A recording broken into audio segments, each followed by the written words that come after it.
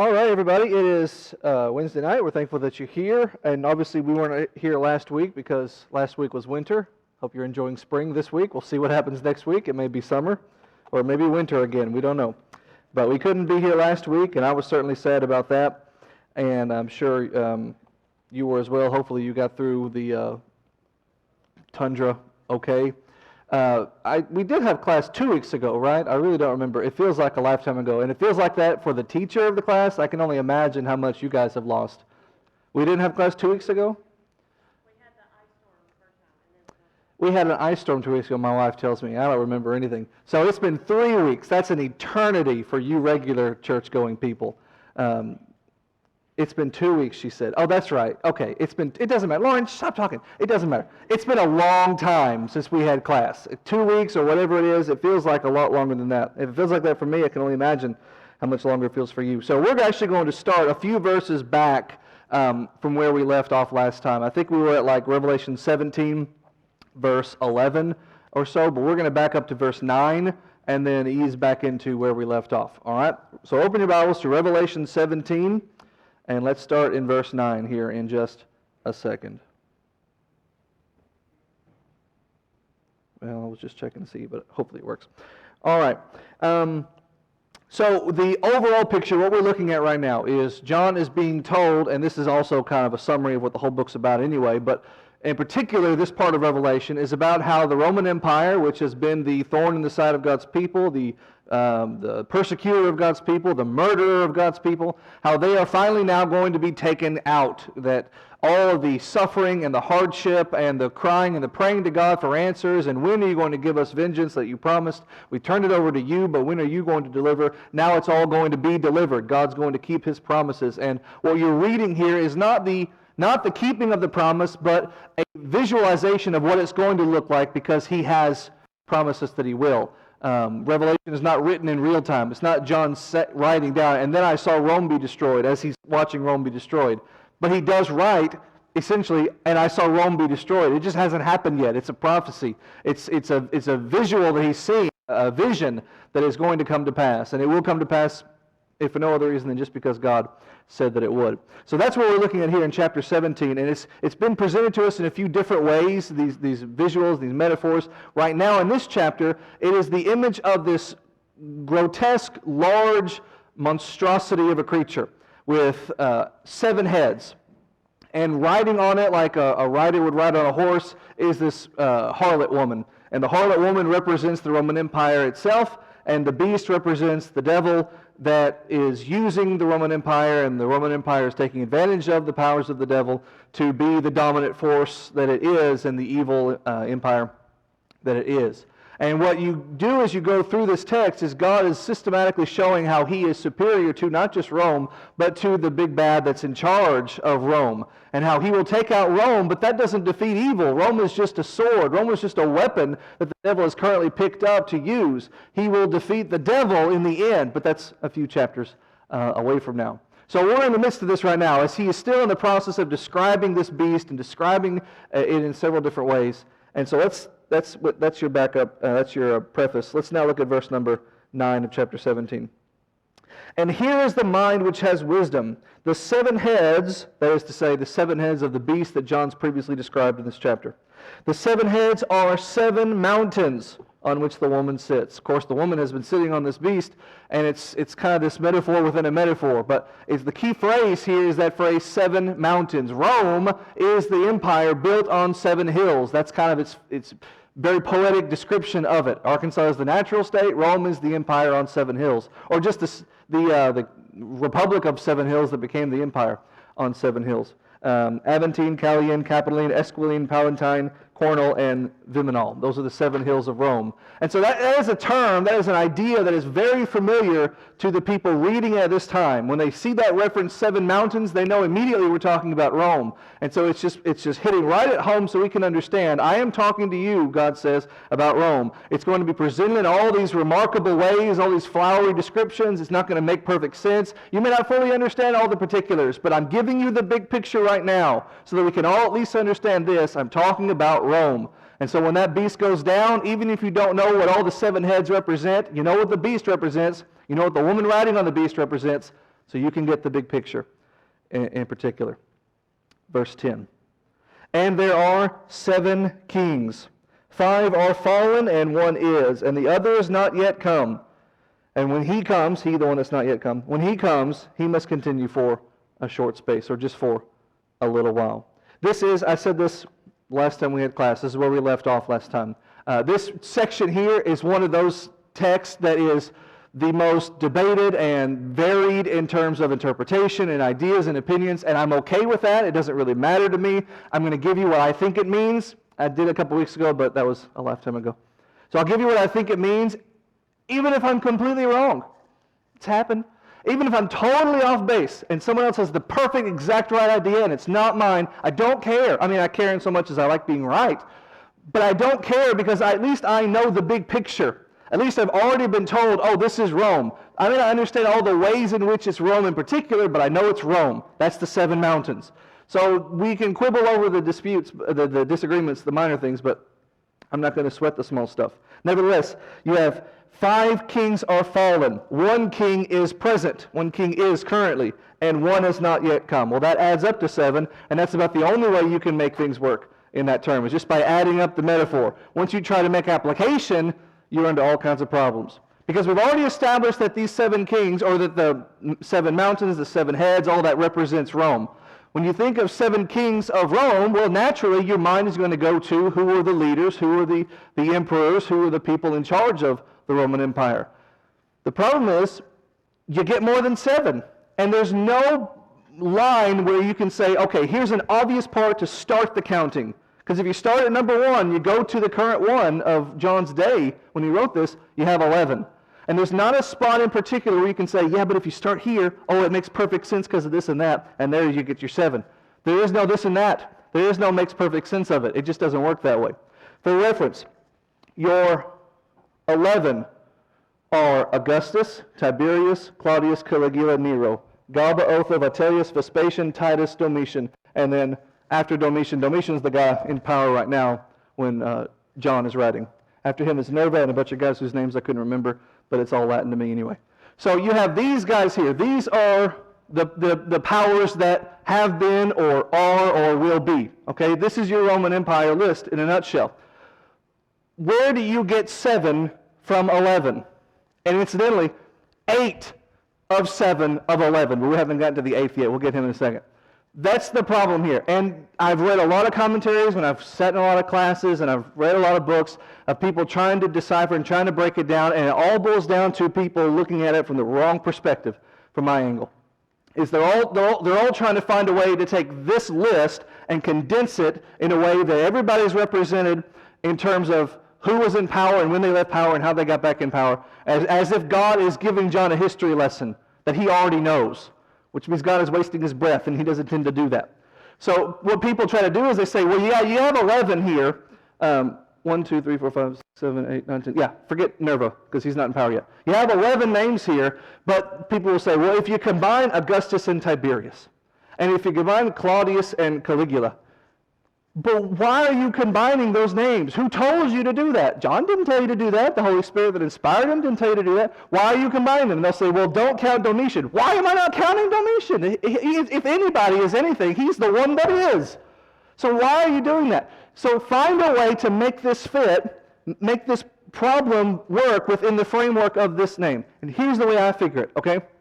If you remember, it was about a month ago, we talked about Nero, the psychopath that he was, how he was deposed, he was overthrown in a coup by Galba. So when Galba came to power, he did so by running Nero out of town, either killing him or running him off into the east. Either way, Nero was out of the picture. So Nero leaves town. Before that happened, there was an unbroken lineage of emperors of the Roman Empire, starting with Augustus Caesar, going all the way down to Nero. There was this unbroken chain of leadership. But when you get to here, there's a coup, and the chain breaks, and a new dynasty starts. A new lineage of emperors begins. And it begins with Galba and goes to Otho, Vitellius, Vespasian, and these guys are all stabbing each other in the back and taking power, as always happens after a coup, because there's no semblance of, this is how it's been for years and years and years. It's just, well, you kill the last guy so I can kill you. And that's what happens here, this mess of murder, until you get to Titus and Domitian, and it stabilizes. But then Domitian's going to die, and Nerva's going to take over. That hasn't happened yet. This guy is the one who is in power. As the text says, there is one that is. There is one who is not yet to come. That's this guy. This is the one that is in power. It doesn't matter that it's Domitian in particular, because it is the power structure of this lineage of emperors. It is this power structure that's in power. If there has been a kind of a sub-lesson learned in the book of Revelation, it's that it doesn't really matter who is the actual guy wielding the hammer. It still hurts when you get hit with it. It doesn't matter that Titus sacked Jerusalem when he was General Titus. It doesn't matter that his daddy Vespasian ordered it. This guy is evil, he was replaced. Oh, look, another evil guy. Oh, look, Titus is gone. Domitian, another evil guy. It doesn't really matter who is in power. It doesn't matter, prepare yourself.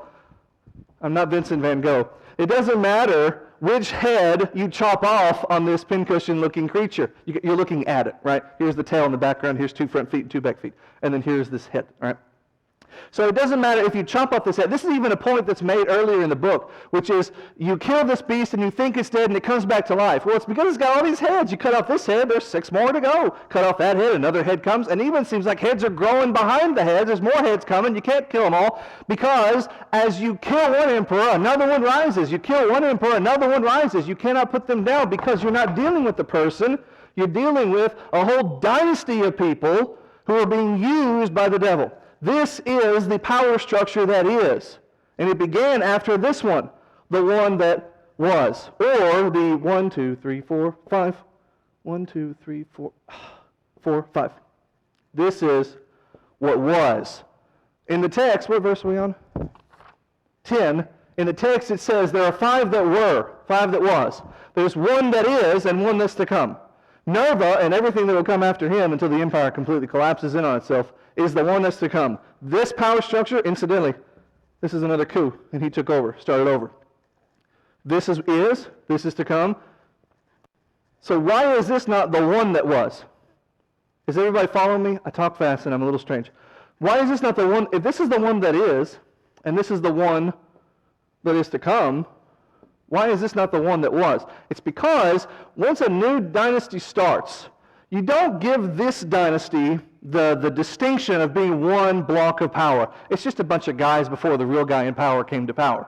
And so you just break them up. You had the era of Augustus and Tiberius and Claudius and Caligula and Nero, and they're all separate. They're all disparate eras. But this is the era of Domitian. It goes all the way back to Galba. Before that, it's BG. Before Galba. Doesn't matter. And when Titus was in power, it's the era of Titus.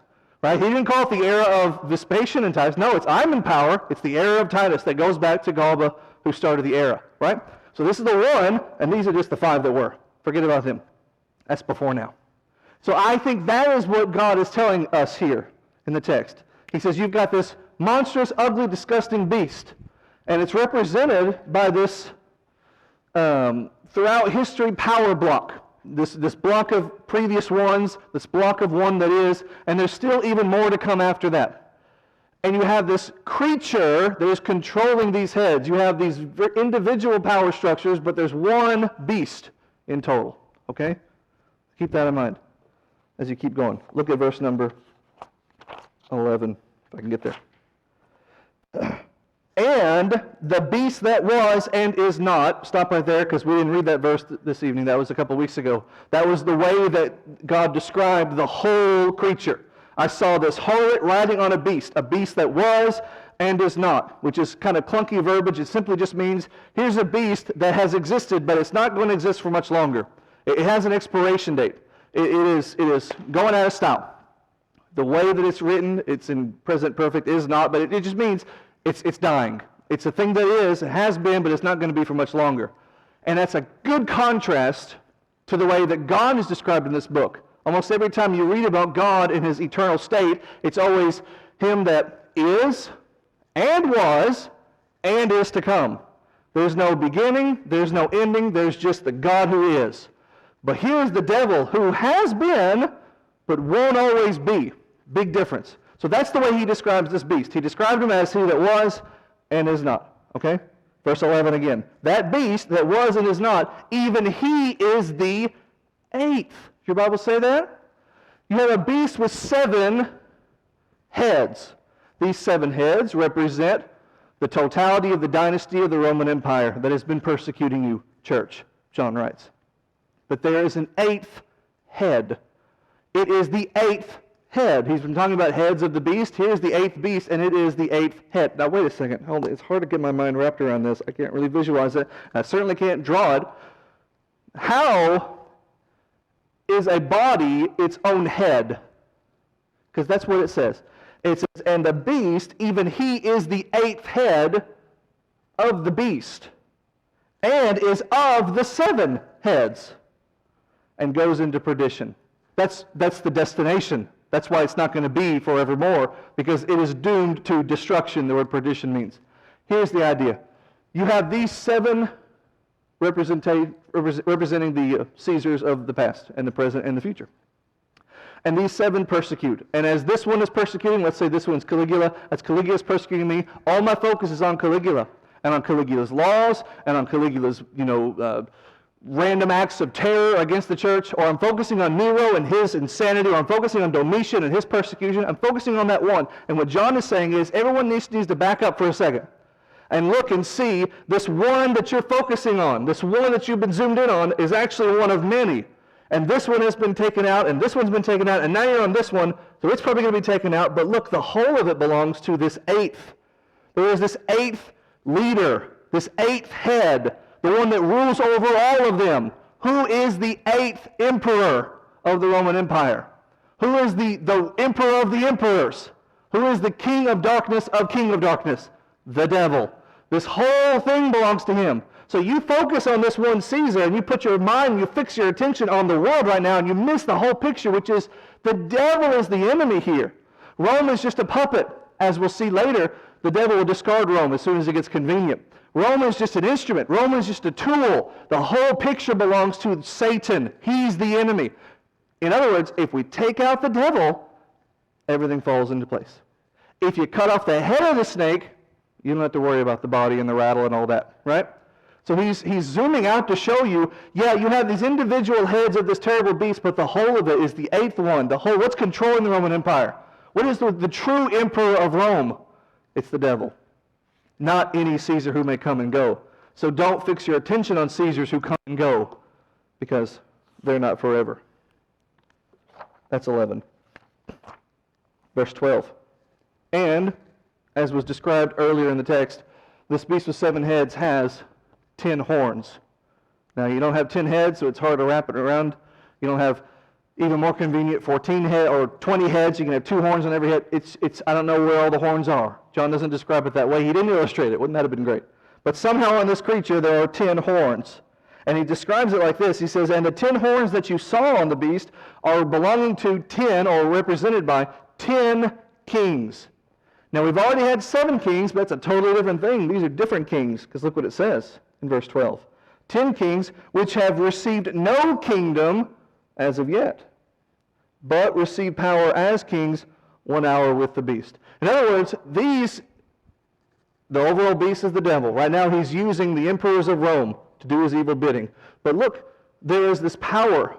Horn represents power. Horn represents strength. Horn represents the execution of power, the putting forth of your muscle.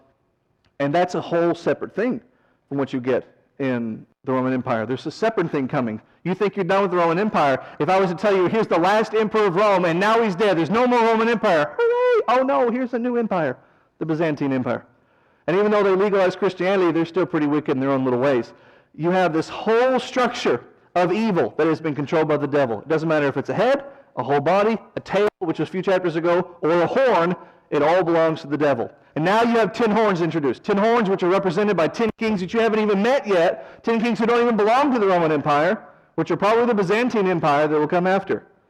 So you have all of these different elements. And it's so easy to fixate on one or to fixate on a few of them, and you miss the big picture, which is the devil is this creature. He's just zooming in on a feature of it to tell you about it. Because look at verse 13. These 10 horns all have one mind. 10 kings of 10 kingdoms that haven't even come to power yet.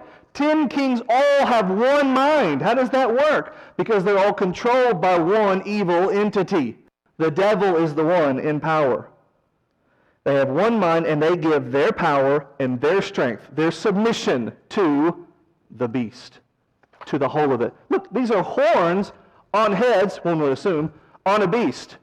The horns and the heads give their power to the whole of it. This whole is the devil, and the rest are just appendages and manifestations of his wickedness. And the whole of it, verse 14, look what it says. These shall make war. Now I'm not going to read what it says. I'm going to tell you what it says. They're going to make war with Jesus. Okay? That's not what it says though, but that's what it means. It's telling you, here's this great terrible beast. Who's going to fight this beast? Who wants to raise their hand and fight this polycephaly thing here? Who wants to raise their hand and fight this terrible beast? I don't want to do it. Okay, let's get God to do it. God's going to do it. And what form is God going to take? Is he going to come in the form of a ferocious fighter? 20 feet tall with a sword as big as the Empire State Building. Is that what he's going to look like? No. He's going to make war, this beast is, with the, what does it say? The Lamb. The most delicate, fragile, tender, gentle, meek, lowly way that Jesus represents himself in Scripture. Not the lion. If we're going to do animals, Jesus, you are also called the Lion of Judah. By all means, go be the lion. No, I'm going to be the lamb. Because how is God going to defeat the devil? How is Jesus going to undo the power of the devil? Here is this ferocious beast. What do ferocious beasts do? They kill. I don't want to die, but probably this beast is going to get me one way or another, so I'm going to die. What then? Well, then I, as a Christian, then I, as a blood-washed person, then I claim victory. The way that we defeat this beast is not in the classic Sleeping Beauty Prince, what was his name?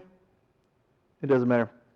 I almost said Charles. It wasn't Charles. The prince here, he draws his sword and he fights with it's an awesome ending of the Sleeping Beauty. Remember, he's got the big dragon, Maleficent. That's not what it's going to look like. The way that you defeat this beast is with the blood of the Lamb. That's why he's a lamb, a sacrifice, and not a lion, a fighter. Because the way that you defeat the devil is by going ahead and dying. It's going to get you one way or the other. If you die of old age, if you die from a bus crash, or if you die because some crazy person pulls a gun on you, you're going to die. And then what? Then you're blood washed, and then you claim victory. Right? Someone's going to do something to you. Something's going to be in the world that's going to cause you to die. That's the effect of sin and death, the devil's weapons. So let's nullify the devil's weapons, the blood of Jesus, the Lamb. He's going to make war with the Lamb, and the Lamb is going to, the King James says, overcome, rise victorious. Plant the flag on, put the boot on the foot of, or boot on the neck of the devil. Why? Because he is Lord over all these lords.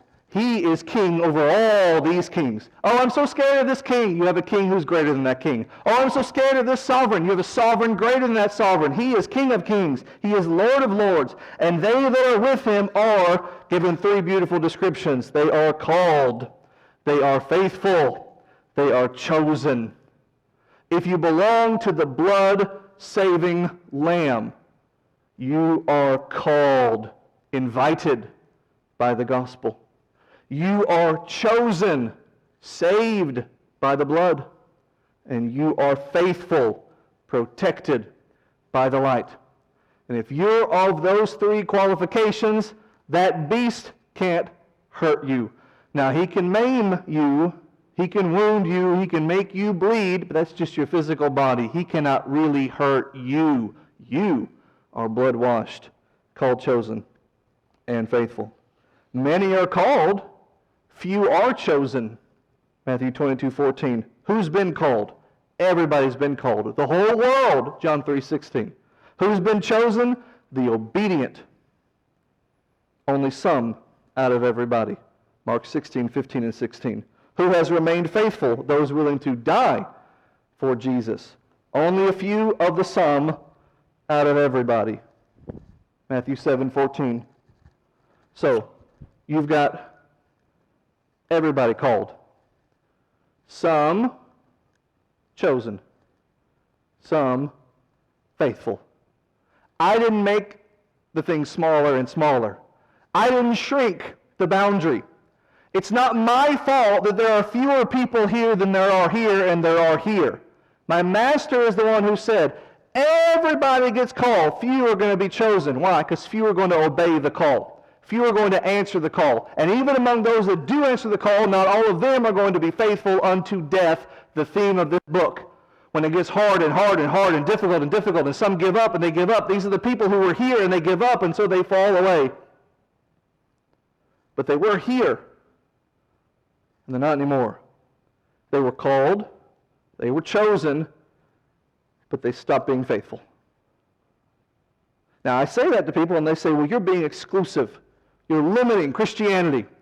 You're making it an exclusive club for only a few people. No, Jesus died for all. Now, what are you going to do about it? Are you going to obey, and are you going to be faithful? Because if you're going to obey, great.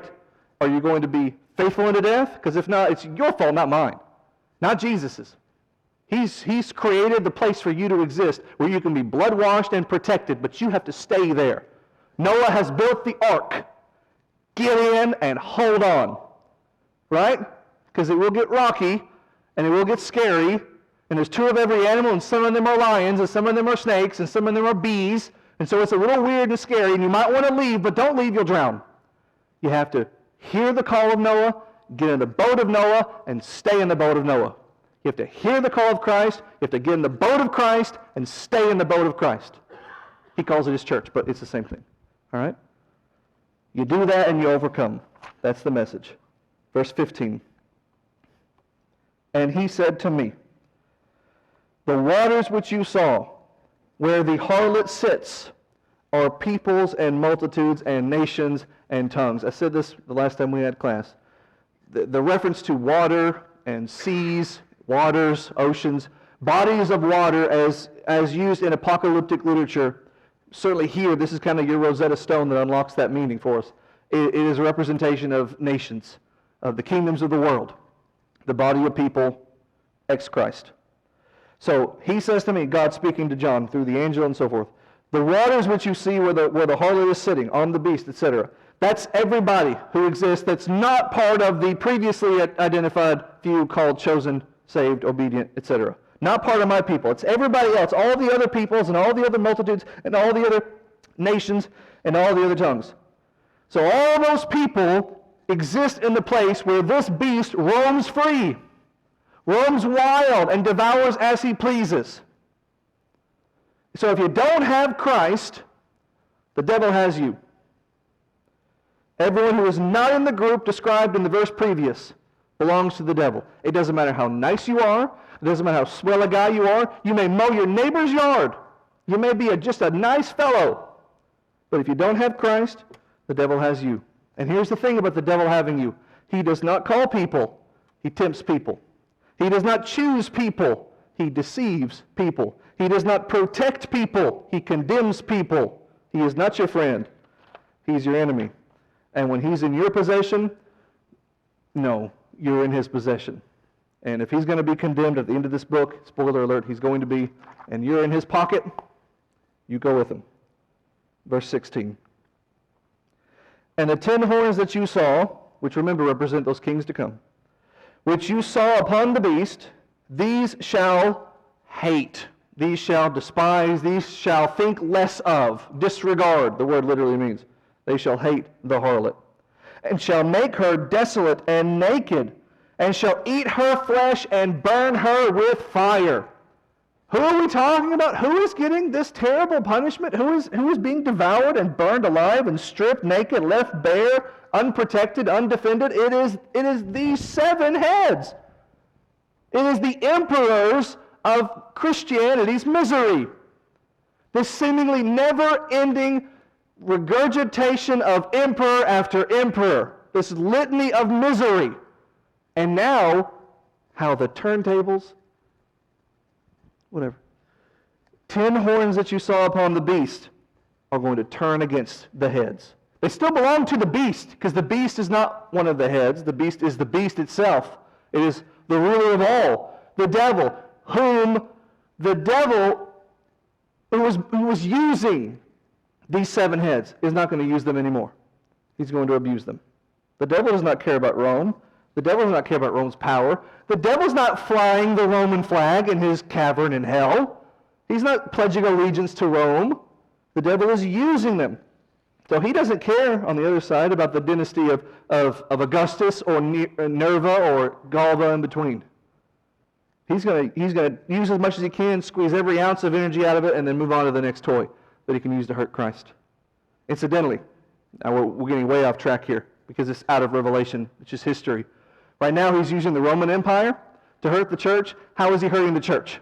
He's hurting the church with physical persecution by bludgeoning them, persecuting them, and forcing them to choose between life and Christ. Do I want to live or do I want to go to heaven? And a lot of people are choosing life and they're going to go to hell because of it. That's how he's hurting them under Rome. Well, what's going to fall next? Next after Rome is the Byzantine Empire. It's Constantine and all that. Under Constantine and all of that, Christianity is legalized. You can walk freely with a little cross necklace waving around your neck. You can pray in public to Jesus himself, and you don't have to worry about the state coming down against you. You know, that's swell, that's great. And in that period of complacency, of relaxation, of not having to worry about anything, nobody started worrying about anything. And the church grew complacent, grew fat. It didn't expand as it does in periods of persecution. It grew largesse. It grew fat. It grew just pathetic and fell into spiritual decay. It fell into false doctrine and brought about the period of Christian Dark Ages where the church was chained to pulpits and you couldn't read it because you were poor and common and didn't speak the Latin language that the priest was reading. And so you didn't know if he was telling you the truth or not, and he wasn't. That was how he hurt the church then. It's not sunshine and rainbows, it just feels like it. And you don't even realize that he's bludgeoning you now with a pillow of complacency. That's coming after this. Right now it's the Roman Empire. So the devil's used Rome, he's used the stick, but next come the 10 horns that will destroy Rome and bring about the carrot. Anyway, verse 17. God put in their hearts to fulfill his will. Hold on, I thought Satan was in charge of all this. You just spent 10 minutes telling me it was about Satan. Yeah, but if you've ever read Daniel, which I'm studying myself right now this year, I'll teach it to you later. If you've ever read Daniel, you know the message of that book is God rules in the kingdoms of men. And he establishes, rises, and falls whatever kingdoms he wants. So here are all these emperors, all these dynasties, all these Roman power figures, and they're all going to be destroyed. The devil is the beast.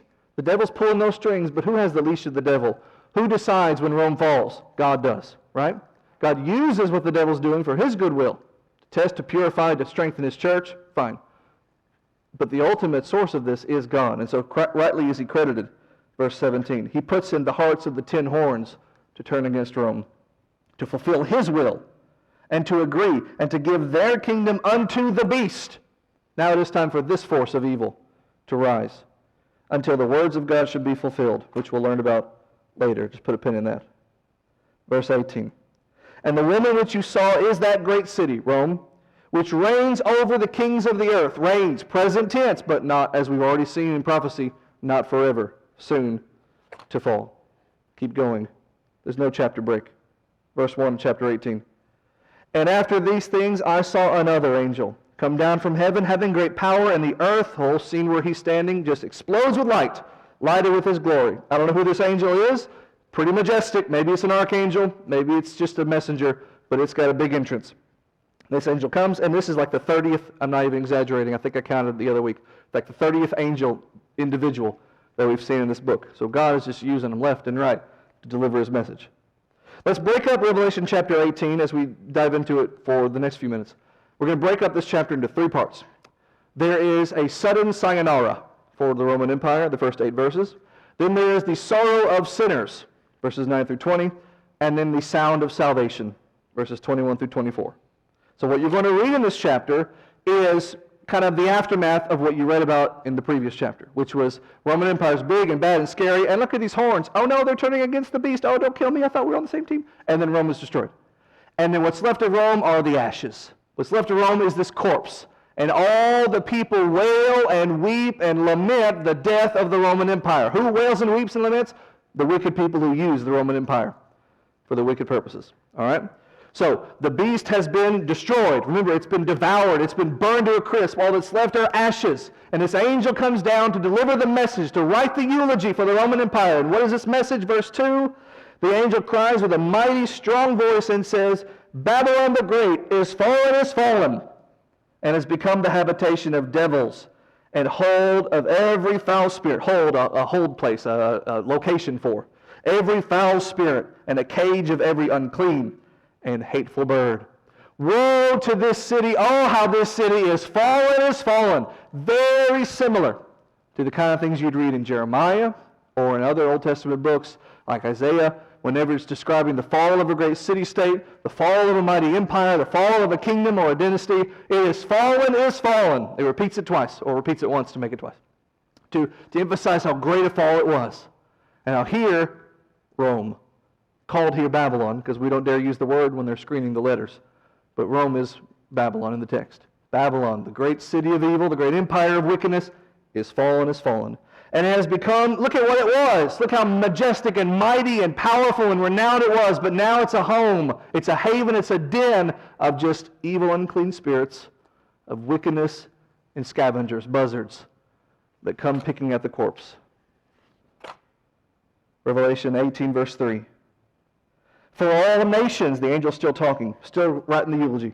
For all nations have drunk the wine of the wrath of her, Rome's, fornication. She's a harlot. She's a prostitute. So everybody has taken advantage. All the wicked people of the world have taken advantage of the power of the Roman Empire. Like John's taken advantage of a prostitute, is what he's saying here. They've all drunk the wine of her wrath and the wine of her fornication. And the kings of the earth have committed fornication with her. And the merchants of the earth are waxed rich through the abundance of her delicacies, King James says. Don't lose kind of this subtext to this verse. Because while everyone is going to be looking at Rome, and as we're going to see throughout this chapter, all the people he's talking about here who took advantage of Rome in a positive way for them, they were happy to use Rome, they're all going to be standing away, thinking, if I get far enough away, maybe God won't strike me down. What is implicit in this verse is, and you're next. Because it says, they didn't just drink of her fornication, they drank the wine of her wrath. The wine of her wrath is a term used earlier in this book to describe how Rome's sins were building, and the cup is being filled, and it's about to overflow. And when God's cup of wrath overflows, it's toast for you. And that's what's happened. And all these people who are going to be lamenting, God's got all their numbers, and he's coming for them next. Because they drank the wine of her wrath. They committed fornication with her. They're both guilty. The merchants of the earth are waxed rich through the abundance of her riches. The people who sell the goods. Rome makes the goods. They sell the goods. The shippers ship the goods. Everybody's going to be crying in this text. You'll see. Verse 4. And I heard another voice from heaven saying, Come out of her, my people. Come out of Rome, my people. That you be not partakers of her sins. That you receive not her plagues. I'm going to destroy Rome. Now, the timeline, it's all screwy here. Because from John's perspective, he's seeing the vision. He is seeing Rome fall. He's seeing Rome be destroyed, burned into ashes, and he's seeing the angel write its eulogy. But then he's hearing another voice coming from a different plane of time, speaking to the Christians reading this in the present tense, not the future of the vision when Rome will be destroyed, but the Christians reading it now as they live under Rome. And they hear this voice from heaven saying, Hey, you people reading the letter, this is a cautionary tale. This is what's going to happen to the people who partake of Rome's sins. Is that going to be you? No, then come out of her, spiritually speaking. Stop reveling in her sins. Stop going along with her debauchery. Leave her. It's almost a quote from Leviticus chapter 11, verse 20 through 26, where Moses, speaking on behalf of God, come out from the people and be separate. Isaiah says something similar. Isaiah 52, verse 11. Come out from the people. Come out from the evil. Be separate. Christians in Rome being tempted to engage in the casual sins that Rome offers you. Come out, lest their fate be yours. When in Rome, don't do as the Romans do. Verse 5. For her sins have gone up and and up. Her sins have climbed higher and higher and higher. Her sins have reached the top of heaven. And God has remembered every single one of her sins. Going all the way back to the beginning, God remembers every one. So somewhere in that big long tower of sins it's climbed all the way to heaven. Somewhere in that proverbial Tower of Babel, somewhere in there is your name, if you've been in Rome and you've done as the Romans have done. And recorded is your sin and the way that you partook with Rome, like the John with the prostitute. He sees it. He's known it. Vengeance comes for you, lest you pull your name out and repent. Verse 6.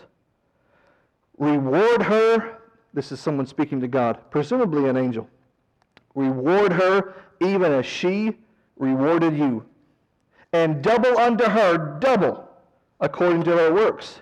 And the cup which she has filled to her, double. In other words, God, so smite Rome, so that for every one sin she committed, you punish her twice. Make it double the punishment, double the pain, double the heartache, double the suffering. Because they killed me, and I'm under the altar, and I'm crying for vengeance. And I'm saying, God, give them twice. Now you might hear that and think, well, that's not fair. First of all, they're the enemy. Second of all, if you plant an apple seed, who expects to get one apple if you plant an apple seed? Now, if you plant an apple seed, you expect to get more than one apple. If you plant a watermelon seed, you're not going to get a watermelon, right? If you plant, I don't know, what are things? There are no potato seeds. Squash? Fine, my wife says squash. You plant squash, do you get a squash? Nobody does that. You plant squash, you get squash and squash and squash. Rome has planted the seeds of her punishment. She's not going to get a 1-to-1 ratio. You reap what you sow. She sowed a lot of evil seeds. And so she's going to reap a lot of punishment. So it's not only fair, it's just, and it's just the natural order of things to punish her double. Verse 7. Not to mention the fact that Rome's sins were not just exclusive to Rome. She wasn't just self-hurting. Her sins caused an influence, a reverberation, which caused others to sin. Influence also comes back to you. Verse 7.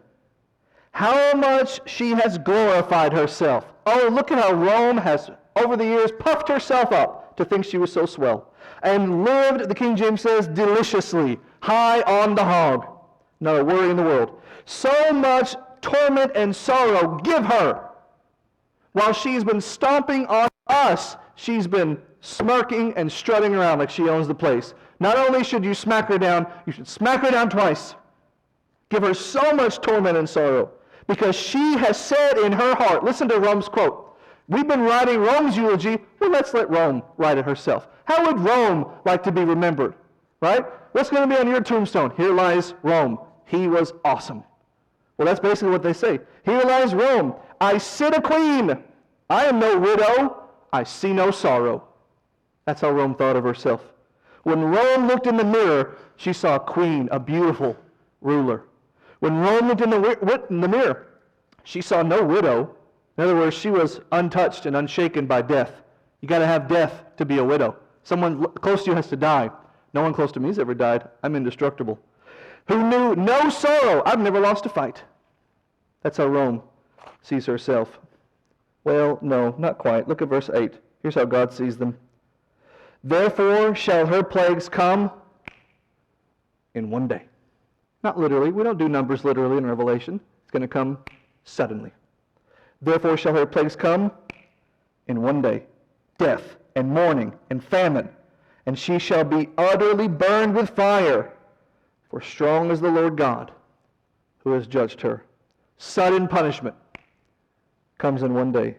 Plagues will devour her, God promises. Plagues are often used in a metaphorical way in apocalyptic writing, just to describe judgment and divine punishment.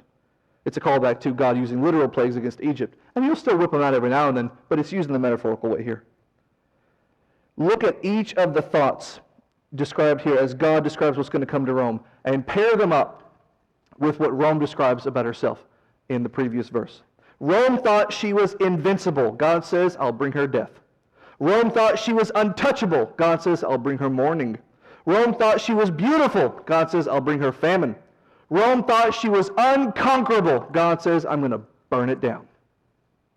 Nations rise and fall. Nations conquer nations. Empires crumble and collapse and are rebuilt. They sweep the globe and they disappear. But listen, when God says you're done, close the book. When God says you're done, you're done. Rome is going to be utterly destroyed. Rome at this time was far from it. Rome was the top banana. But what are they now? They're not even ashes. They're not even dust. Rome is gone. Right? Mussolini took power in Italy. He said he wanted to start the Second Roman Empire. Then he died. It's just Italy. There will be no rebuilding her former greatness. She's just a history book. Verse 9. And the kings of the earth, who committed fornication and lived deliciously with her, shall bewail her, shall lament for her. And when they will do this when they see the smoke of her burning. I'm going to destroy this empire. And then God says, I'm going to look at the world when I do it. And I'm going to watch and see who's sad, because that's my enemy. Who's crying over Rome? Who's sad Rome is gone? Who's standing in the corner saying, oh no, there goes my bank account, because I was living high off the hog in Rome. My money's no good in India. My money's no good in England, but my money was good in Rome, because that's where you did all the sinful business. Oh no, Rome is gone. Okay, that's my enemy, God says. You're next.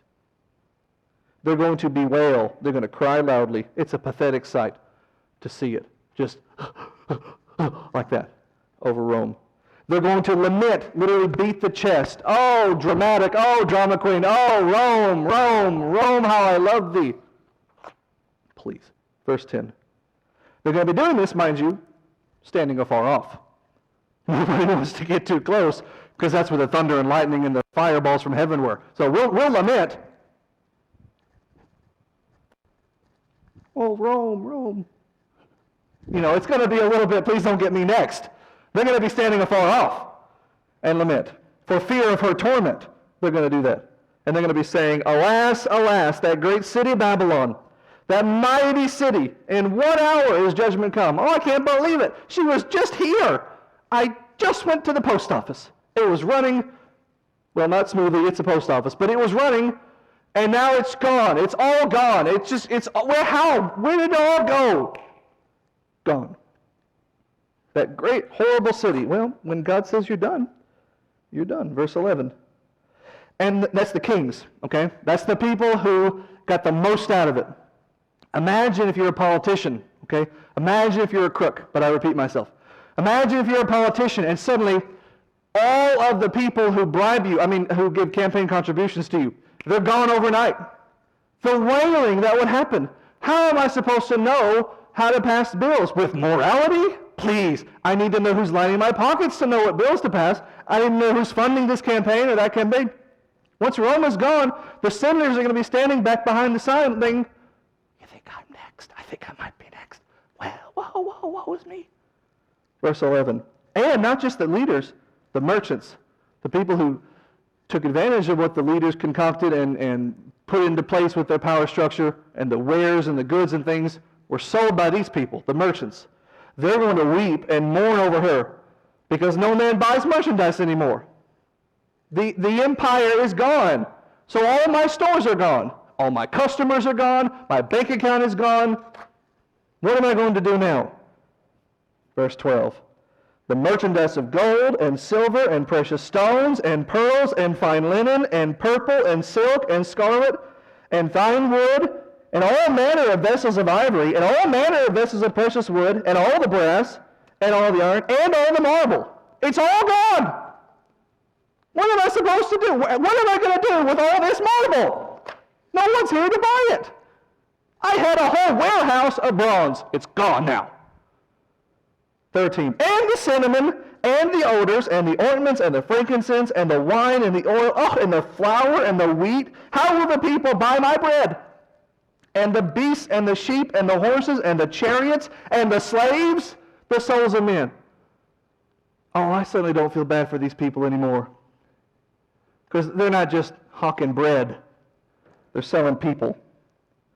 So the animal owners, and the slave owners, and the bread sellers, and the chariot sellers and the perfumed incense sellers, they're all in the same boat. They're all lamenting because their sugar daddy's gone. 14. And the fruits, now this is God speaking. I've been saying it as though it's the people. This is God. God's running down the list, which makes it even more delicious. That they're crying and wailing, and God's like, yeah, you know what you're crying about? Because I took away your cinnamon, I took away your odors, I took away your spices. So now he's still talking, God is. And I took away your fruits that your soul lusted after. It's all departed from you.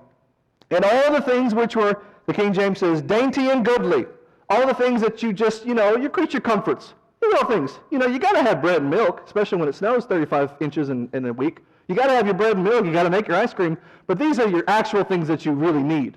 These are your real, not the things you don't need. These are your real creature comforts. These are your feather pillows. These are your shiny, fluffy slippers. These are the best things, your dainty, goodly things. They're all departed from you. You'll find them no more. You can dig in the rubble. It's just ashes. You're not going to find it. It's all departed from you. Gone in a blink. 15. The merchants of these things, which were made rich by Rome, are going to stand way back there for fear of the torment, wailing and weeping, next to the senators, next to the congressmen, next to the presidents, next to the governors, next to the politicians, next to the people who took advantage, who struck the deals, who didn't care about the people, who just cared about lining their own pockets. They're hiding back there.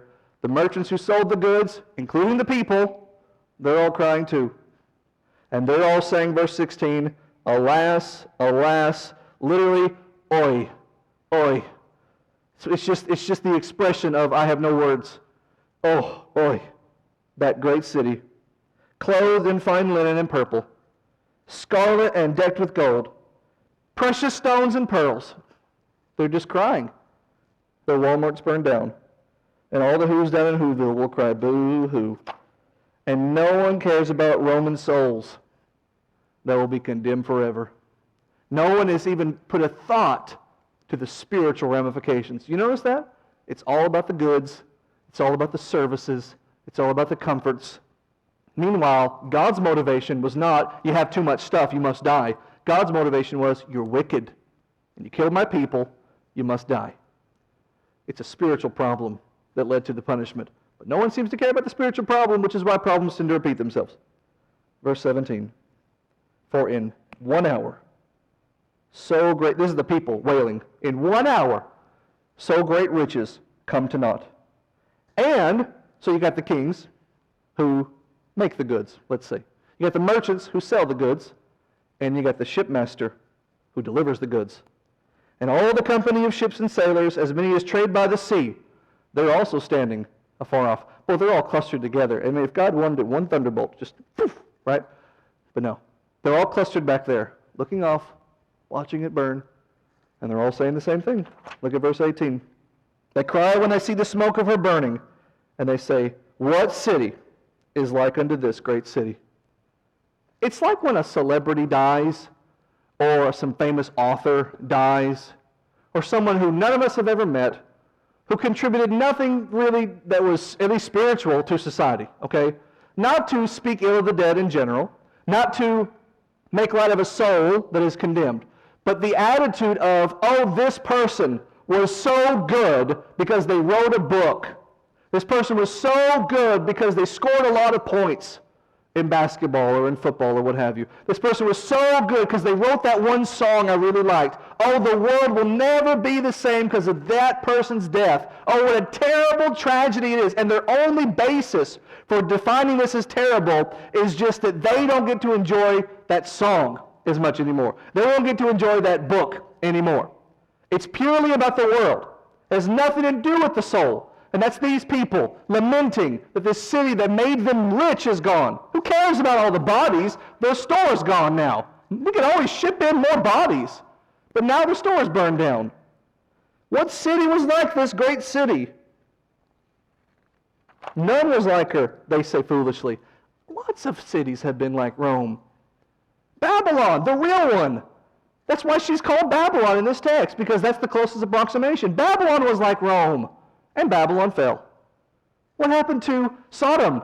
A booming city in its day. Sodom, destroyed.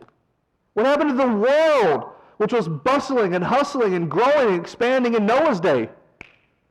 Gone. Israel, under Solomon, was a power in the region, making alliances from a position of strength with Egypt and other places. Split in two, taken into captivity. God's been bringing nations down for a long time. Don't be shocked when it happens to Rome. And no offense, America. Don't be shocked when it happens to you. We've existed not even a fraction of as long as Rome. Verse 19. And that might not be true. I don't remember my history. It doesn't matter. Verse 19. And they cast dust on their heads. That's cultural. It's a way of saying, I'm so mourning, y'all, I'm just not even going to bathe today. I'm just so upset, I don't even care how I look. They're just throwing dust on themselves. And they're crying, they're weeping, they're wailing, and they're saying, alas, alas, oi, oi, that great city, wherein were made rich all that had ships in the sea. Oh, that's what you care about. That's right, I forgot you were the shipping people. All the ships in the sea were made rich by reason of her costliness. For in 1 hour, all my money is gone. Sinful Rome has been destroyed. And if Rome is, as it is, disgusting as it is depicted as a living thing, right? A creature. This creature has been killed. Have you ever seen a deer on the side of the road? Of course you have. You live in the South. Still alive but dying because it got hit and hasn't died yet. Or you see a dog that's got hit by a car and you just see it breathing just a little bit meagerly and pathetically. Oh, it just breaks your heart to see a living thing dying, okay? Here is an empire of people. Here's an empire of souls, and they've all been killed. And Rome, because she did so much evil, because she was so wicked, because she cared nothing about God, when she's finally brought down, nobody is crying for Rome. They're all crying about themselves. I lost my money. I lost my way in. I lost my influence. I lost my golden ticket. Rome, these people are dead, and nobody cares. When you make a deal with Satan, you're always going to end up alone. Nobody's singing at your funeral. Verse 20. Rejoice over her, O heaven, and ye holy apostles and prophets, for God has avenged you on her. Stand. They're all the people who got fat off of Rome. They're all standing way back there because they're afraid of God. Well, we're not afraid of God because we're on His side. So march yourselves right into the middle of the ashes. Stand on the corpse of Rome and thank God that she's dead. What does it say? Rejoice over her. Throughout this book, God has been calling you eventual conquerors, future champions, soon-to-be rulers. That's what this has been building to. It's not literal. It's not actual. Christians aren't actually going to go to the place where Rome's, ruin is and plant a flag there and act all prideful, because that's not Christian. No, it's metaphorical. It's symbolic of victory. So in the context of a symbolic victory, go put your symbolic boot on their symbolic neck and be thankful that you won, because God let you win. Rejoice over her, all of heaven, and all you apostles, and all you prophets, for God has avenged you on her. Heaven is, everyone is crying. Everyone is wailing and lamenting. Heaven is rejoicing. 21. We're almost done. And a mighty angel took up a stone like a great millstone and cast it into the sea, saying, thus with violence shall that great city Babylon be thrown down. It's like the redneck, and they're all out on the lake, and he says, watch what I can do, and he just does a thing. He just picks up a rock and he throws it, and we're so impressed by it because we're idiots. And this angel says, the angel's not an idiot, rednecks are. The angel picks up this big rock, humongous, and he says, now watch this, y'all. And he throws it, and it splashes in the sea, and he says, and that was Rome. Look what I just did. That's Rome, y'all. A mighty angel took up a stone, a great millstone, and cast it in the sea, and saying, thus, like that, with violence is that great city Babylon thrown down. What happens when we throw a rock into the ocean? Boop, gone. So will Rome just be gone. Well, they're telling me I have to stop. I have to stop. We have 3 verses left. We'll finish it next week and go into chapter 19. That's all I have for you guys. Thank you all very much.